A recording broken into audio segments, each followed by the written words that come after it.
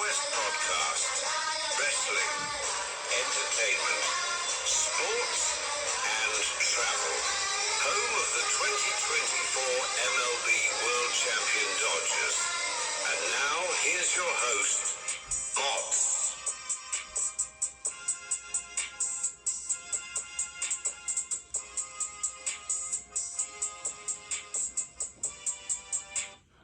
What up, y'all? It's another Saturday, another episode of the W.E.S.T podcast. I'm, of course, your host, Mots, where we talk wrestling, entertainment, sports, and travel. Just want to start off by saying it's just good to be back, trying to do this consistently every week.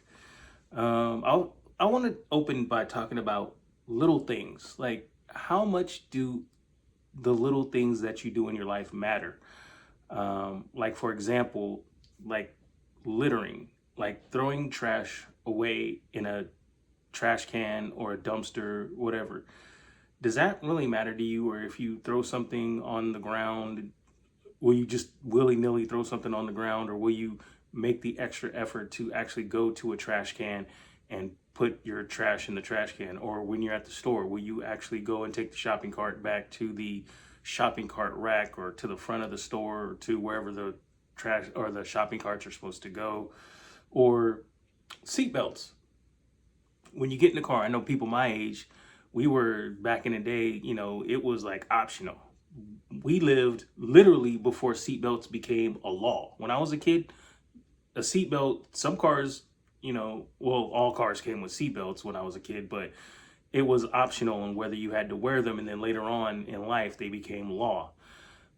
So people still to this day, even younger generations, sometimes people, buckle up. Sometimes people don't. Sometimes it depends on where you're sitting in the cars. Like sometimes people in the front seat will buckle their seatbelts, while people in the back, they don't really worry about it as much.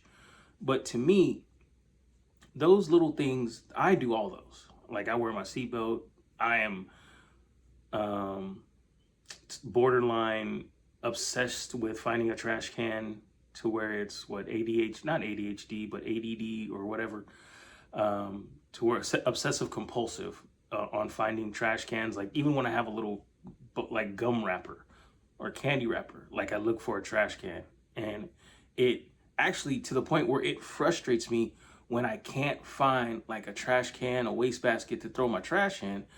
And especially like outside of restaurants, when I'm driving in my car and I don't like to have trash in my car at all. So I will literally hunt for a trash can to throw trash away.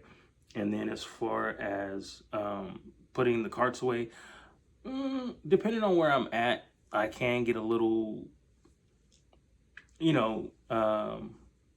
off and on with that. So most of the time, I'd say 80% of the time, I put the carts back where they go. 80% of the time. It all depends on my mood, how much of a hurry am I in, or how far it is. But yeah, 80% of the time I'm good. All that basically is what I'm talking about. Is it kind of adds up, or it plays a part in mental health. And I'm not immune to mental health issues. I do have, or I have struggled, or am struggling with mental health. I have had, breakdowns. I'm gonna put it out there. So those things, because I heard people on shows that I've listened to talk about those specific things, but those little things add up to, and cleaning your room too. Do you keep a clean room, or do you make your bed? Like little things like that, at least to me, add up to a healthy mental routine. So if you get in the routine of doing like little things like that, they add up to good mental health to me. Because to me, those are little things that keep me from having like breakdowns when things get too happy, or when something bad happens and things get low. So those things like that, like keeping my routine, not breaking it, or not, when things go great, remember not to get too excited, or when something bad happens, telling myself that it's not catastrophic. It's just like a minor setback. Things like that, just little things, and having a healthy routine, and basically having respect for your fellow people, not thinking about yourself, add up to better mental health. So for all my people, I feel you that are going through mental health issues. I'm there with you. But yeah, so the only, I guess, one piece of advice that I can offer is try and stick to your regular routine as much as possible, your regular healthy routine as much as possible, and try not to deviate too much. Or if you do other activities, try and keep your regular routine or your regular dues going in that other activity so that you don't let things, break your mental cycle. So enough of that, enough of me. Let's go ahead and get into the top news of the week. The big story of the week was this. All right. WWE star, or former WWE star, I should say, Ilya Dragunov, the Mad Dragon, former NXT champion and former United States champion, has left the WWE, letting his contract expire. What he's going to do after this is unknown, but the WWE has moved his profile to the alumni section on the WWE website. So WWE's now acknowledged that he's departed. So we hope to see Ilya Dragunov somewhere soon. I wasn't particularly a fan, but I respected his work. What I actually think he should do, because every time somebody leaves WWE, it's always assumed that they're going to go to AEW, the direct competition. I don't think he should go direct. I don't think he should go to AEW, at least not at first, because I think he's going to get swallowed up by by everything that's going on right now. I don't think it's a good time for him to go to AEW right now. What I think he should do is go to New Japan Pro Wrestling, at least in the beginning. Make that his home first. Now, follow me on this one. If I was his agent, I would tell him to go to New Japan Pro Wrestling, join the United Empire. You can join any faction. Make your statement by jumping somebody or helping somebody. Join in a faction. But I would recommend specifically the United Empire. That's Will Ospreay's faction, and then have him wrestle in New Japan exclusively for a couple months. Then come to AEW as part of United Empire and help Will Ospreay out of a situation, and then they'll see, oh my God, that's Ilya Dragunov from former NXT WWE. He's in the United Empire and he's with Will Ospreay, and so he helps Will Ospreay on a couple occasions, and then actually starts wrestling in AEW, maybe tag teaming with Will, then going off on his own. That way he's established a base, because I think he'll get swallowed up by all the talent and everything that's going on in AEW, because AEW is really, really good right now. In other news, Eddie Kingston was unfortunately pulled from the Continental Classic Cup tournament. He suffered, basically, I don't know what injury he suffered, but Tony Khan has announced that Eddie Kingston is not medically cleared to compete on the next episode of Collision. So a replacement will be announced on ROH. And so from that, the other finalist, he was supposed to face Claudio Castagnoli. So I'm pretty sure the finalists are going to be Claudio, Jon Moxley, Kyle O'Reilly, and Nigel McGuinness, who's returned to action. So that's what I think that's going to go. So for this next segment, those are the top news stories. So I used to call it reckless speculation, but somebody already has that. Shouts out to you, George Sedano. So George, that's his thing, reckless speculation. So I'm going to change that to fly paper thinking. Just throwing stuff against the wall, see if it happens, see if it doesn't. This is things that I've seen, like scrolling online, scrolling social media. I don't remember who posted it, and they're most likely, it's just other people like me speculating on what's going to happen, or just thinking, fly paper thinking, if you will, on what's going on behind the scenes, where people are moving to. So last week I talked about how I believed or how I saw a lot saying the New Day are going to go to AEW and join Swerve Strickland. And after I posted the last episode of the podcast, last week's episode, I saw news. This is actual that Kofi Kingston has filed a trademark pattern for his real name, which is Sarkodie Mensah, and he also filed a trademark pattern for KSM. So that tells me when the wrestler files a new name after they leave WWE, because WWE owns their old name, that they're going to be wrestling sooner than later.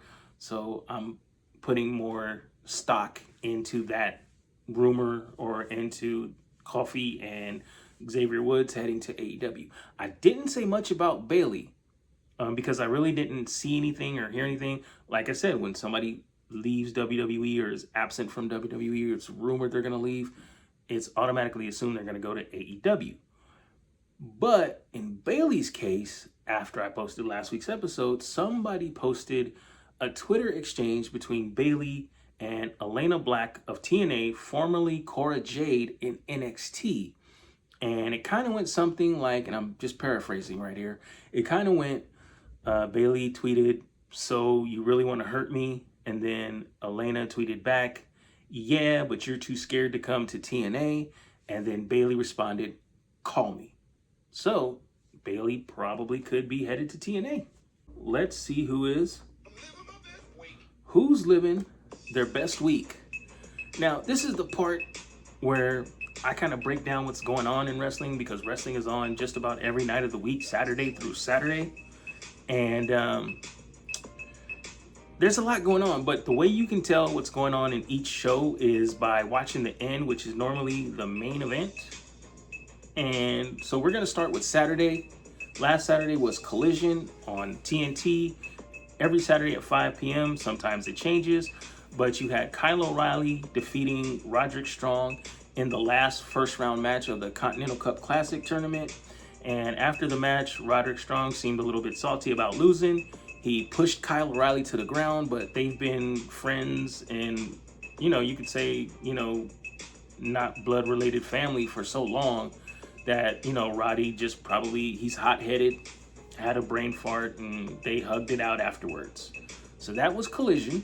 Then Raw on Monday night. It's on Monday nights on Netflix at 5 p.m. The Usos, having defeated Solo Sikoa last week to bring Solo back into the bloodline, basically brought Solo to the ring to face Roman, with Jacob Fatu standing by Roman's side. And basically Roman proceeded to embarrass Solo, stomping on his sunglasses, telling him how pissed he was for all the stuff he's been doing for the last 3 years. And basically then Jacob Fatu hit him with a super kick and then locked the Tongan death grip on him. And so Jacob, while laying out there, Roman continued to talk when LA Knight came down. And basically he wanted a piece of the bloodline. But you had all 4 members of the bloodline in the ring versus LA Knight. Wasn't looking good. So LA Knight comes in anyway. He gets jumped by the bloodline, and Roman was saying, "Oh, this is who you want to save you," to Solo. And so they pick Solo up, and Roman was like, "Wait, I shouldn't be doing this. You're bloodline now, Solo. You should be doing this. This is your mess." So they hold LA Knight while Solo gets up, regains his composure, and he says to LA, "I'm sorry, I'm sorry, I'm sorry." And then proceeds to Samoan Spike Roman. He lays Roman out with a Samoan Spike. And then the dynamic duo of Solo, see what I did there? Solo and LA go to work on the bloodline. And they pretty much, fought their way out of the ring because, of course, they were outnumbered. But suspicious by his actions, Jacob Fatu actually stood back in the corner and watched everything go down. So it was basically the Usos and Roman versus Solo and LA. And Jacob just let Solo and LA walk out of the ring untouched. So we moved to Tuesdays, NXT, and it ended up with the newly acquired, and I will say acquired because he hadn't signed yet, the newly acquired Zilla Fatu about to sign his contract. But apparently he pissed some people off last week, and they all came down to, I guess, put in their input. So you had the champion, Tony D'Angelo, standing on the announce desk watching. Then you had Grayson Waller and Cruz Montana, formerly Mike Santana, being held back by security from getting in the ring. And Rob Stone basically had Zilla sign the contract. And Zilla basically went off and he was saying, well, basically I pissed some people off and get used to it. And he also announced that on August 30th, the main event for Heatwave will not be a triple threat for the NXT title. It will be a fatal four-way. Tony D'Angelo will be defending his NXT title against Grayson Waller, Cruz Montana, and Zilla Fatu. All right? So we're going to move on to Wednesdays, and you know what that means. That's AEW Dynamite, Wednesdays on TBS at 5 p.m. You had the Elite, Kenny Omega, and the Young Bucks defeating the Don Callis family, which was El Clone, Jake Doyle, and Mark Davis. And after the match, you had other members of the Don Callis family come out to jump the Elite. You had RPG Vice and Lance Archer come down and jump the Elite. And you then had Cope and Christian come down to try and even the odds. So all of these guys, they brawled back to the locker room. And you ended up with just Kenny Omega in the ring by himself. And he was about to pick up the microphone when out comes Will Ospreay, his opponent at All In London. And Will Ospreay had a mic and he basically said, okay, now you can tell me what it was you wanted to tell me when we had our meeting. Because earlier they had a face-to-face confrontation and Kenny Omega kindly brought Will Ospreay's son into the back and forth disrespect between the two. And so basically Kenny Omega had security, tried to have security escort Will Ospreay out, and Will Ospreay said, nope, I'm whooping your ass. And so Will Ospreay jumps into the ring, but Kenny Omega gets the best of him and then does the unthinkable. Kenny fully snapped. He one-winged angeled Will Ospreay through a table outside of the ring. Kenny Omega, I think, is fully turning heel. So Thursdays, TNA. In the main event, you had the team of the Hardys, Moose, and Elijah defeating the team of AJ Francis, Frankie Kazarian, and the Nemeth brothers. And after the match, after the show, they actually had a post-credit scene where Cedric Alexander was laid out backstage as if somebody had jumped him. So that's how TNA went off. And apparently somebody else had been jumped. Same thing, left backstage. We don't know who, laying. And so that's the thing. Now, Friday Night SmackDown. You had Kevin Owens getting his shot that he won at WrestleMania for CM Punk's undisputed WWE title. And so the match was actually pretty good back and forth because there's been 20 years of beef, so-called, between the two back in their days in ROH. So the match was going great until Kevin Owens inadvertently pushed CM Punk into the referee. Referee, of course, got knocked out. Out comes Sami Zayn, who's trying everything to help Kevin Owens, but Kevin Owens refused. And so when Kevin Owens refused the help from Sami Zayn smacked Kevin over the head with the undisputed title belt. And CM Punk wasn't above taking advantage of this, so he hit the go to sleep on Kevin Owens for the 1-2-3, retaining the undisputed championship. And then after the match, Sami Zayn had a outright crash out moment. He basically went after Kevin Owens and CM Punk with the World Championship belt. He smashed them both over the head multiple times with the belt and basically said, I'm taking this title from CM Punk. So, Out of all those shows and all of the stuff I gave you, I gotta say, Raw, you are. Raw is living its best week because of what Solo did. He started on this great character arc to where he is funny. He went from being the stiff muscle for the original bloodline to almost like rock level hilarious. Every week Solo delivers. And if Solo were to rejoin the bloodline, that's all gone. We already seen that with Jacob. He lost his ferociousness. He's just like a dog on a leash for Roman. So now we get more unhinged Solo, and hopefully he's going to take it to another level. So because of that, Raw is living its best week. And when we come back, we're going to have Mott Sports West. We're going to see what you're watching, and we're going to do some food and travel. Has bad credit been holding you back from getting a new car, a house, or a better job? Visit creditrepairfolks.com. They offer one-on-one consulting and will give you a personal roadmap to removing negative items and adding positive points to your credit score. The first consultation is free, and they're the only ones that offer a money-back guarantee. They also have payment plans available. So what are you waiting for? Visit creditrepairfolks.com today.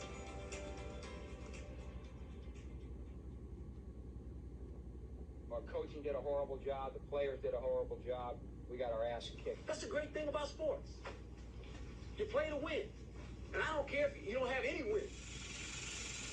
All right, y'all, it's Mott Sports West, where we talk about the only teams that matter on the West Coast. That's the Lakers, Dodgers, and Rams. Lakers, Dodgers, and Rams. So let's get right into it. The Rams last week won their preseason game against the Chiefs 20-12 at Arrowhead. And the new drafted rookie, Ty Simpson, looked pretty crisp. Although they were just calling vanilla plays, they weren't doing nothing too extravagant. They basically want to see that he can deliver the ball to his receivers, not turn it over, or make smart moves on the play, and he checked all the boxes. Today, they actually play at 1 against the New Orleans Saints at SoFi. So they're going to be back home playing against the New Orleans Saints in preseason. And of course, you know, the Rams, the starters aren't going to play. They're probably going to be on the sidelines. They'll probably be at the game because it's in LA, but they'll probably be in street clothes. So, hey, all right, let's go to the Lackers, the LA Lackers. Woo, get ready. Okay, so on Monday, the news broke by ESPN's Shams Charania and ESPN's Ramona Shelburne via ESPN LA 710 that the Buss family had sold their shares to the new owners, Bob Iger and Josh Kushner. However, it was later reported that Jeannie Buss is not with the sale. She basically spoke through a letter delivered by her lawyer that she has the controlling vote in the trust. Now, to break this down, but keep it simple, there's 6 siblings, Jeannie and 5 other siblings that all start with a J. Because, you know, of course, Dr. Jerry Buss. So there's Jeannie, Joey, Johnny, Jeffrey. I'm missing them all. So they all have a trust. And in that trust is a percentage ownership of the Lakers, roughly between 17 and 18%, which translates to about 3% per sibling. And so back when Dr. Buss died, he gave Jeannie the controlling role in the trust. But in the contracted sale to Mark Walter, there was a tag-along clause which basically said that if Mark Walter were to ever sell, then the siblings had the opportunity to tag along with the sale and sell their shares, which they voted on and enacted. So now it's whether the tag-along clause supersedes Jeannie's controlling share. So that's going to be a heated battle between the siblings. And if the siblings if the siblings went out and they sell their shares, Jeannie will no longer be able to be the governess of the Lakers, which she was promised by Mark Walter for the next 5 years, because in order to be the governor of a team, you have to own at least 15% of the shares. All right, Dodgers.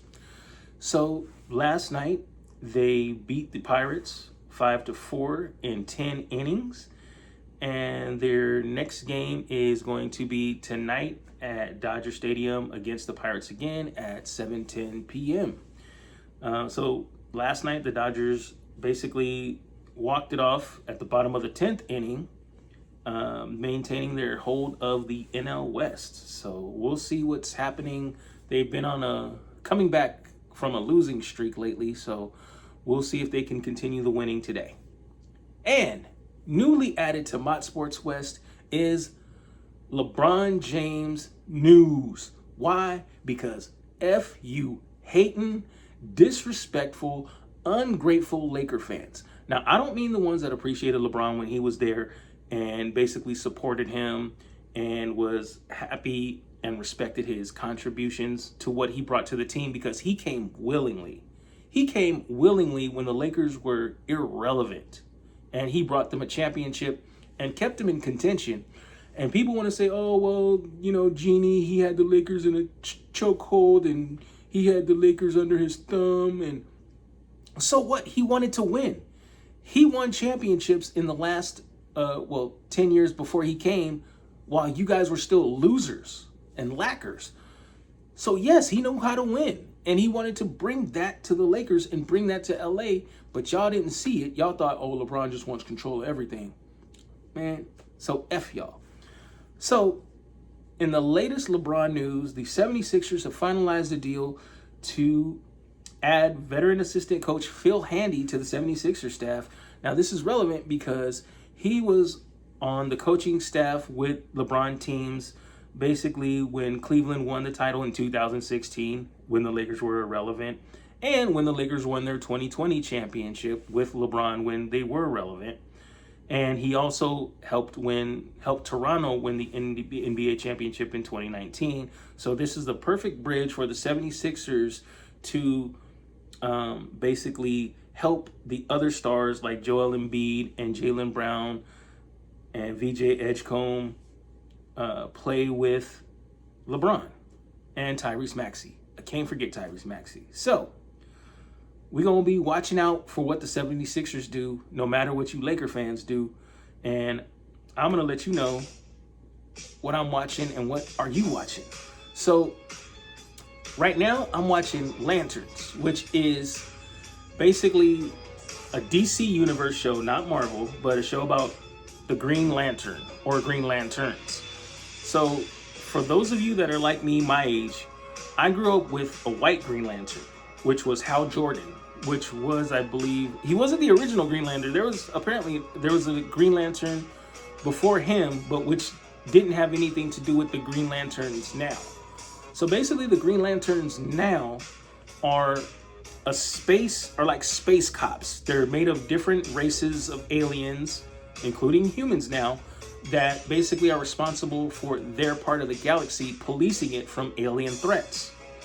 And so now there are multiple Earth Green Lanterns other than Hal Jordan, but he was the first. So this is the origin story of John Stewart, the Black Green Lantern, and how he came to be. And it is really good. The previews really didn't do it any justice. The preview made it look like a boring, I know for those of you like the Ozarks, I haven't seen the Ozarks. People are telling me I'd like it, but it seemed like the Ozarks, Fargo, and Twin Peaks, like something like that. That's what the previews made it seem like. They didn't really show the Green Lantern-ish side of things, but the Green Lantern side of things is really incorporated in the show. It's not a show for kids. Trust me, it's not well, I mean, I'm pretty sure kids will watch it, but it's very adult. And it has very adult, like, race, political kind of issues in there. So, yeah, it's good to me, and it's only going to get better. It's on every Sunday. So be looking out for lanterns. I'm not going to spoil it for you, but episode 1 is very, very heavy. We're just on episode 1. All right. So let's try some food and travel. So I traveled my butt to Jack in the Box, but virtually I was trying to go to Philadelphia, Pennsylvania. Why? Because Jack in the Box now has their own version of a Philly cheesesteak. And you'll see their version and what I thought of it here. And it kind of threw me for a loop. So shouts out to you, Jack in the Box.